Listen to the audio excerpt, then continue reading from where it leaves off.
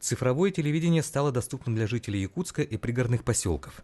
В День города 12 сентября состоялся торжественный запуск нового формата вещания в столице республики. Мы же прекрасно понимаем, что и климатические условия, стройка масштабная, мы с нуля по всей стране строим больше 3000 точек вещания.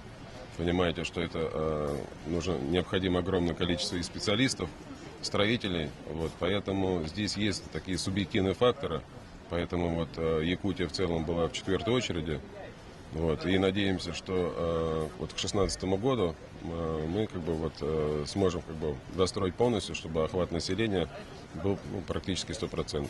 Всего в рамках федеральной программы планируется открыть более 200 объектов, что позволит охватить 95% территории республики.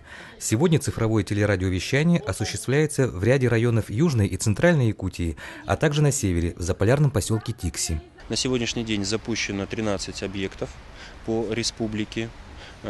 Город Якутск будет 14-м объектом.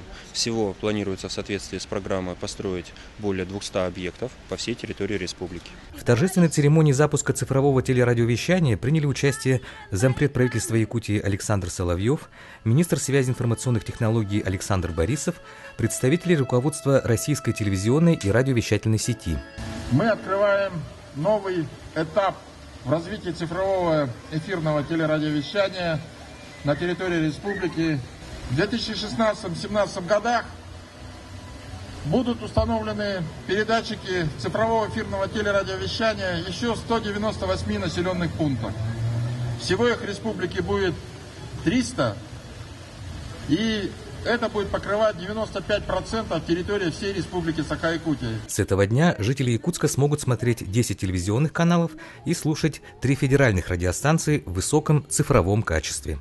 Руслан Басыгысов, Дилустан Трофимов, Иван Тайтонов, ЕСЯ.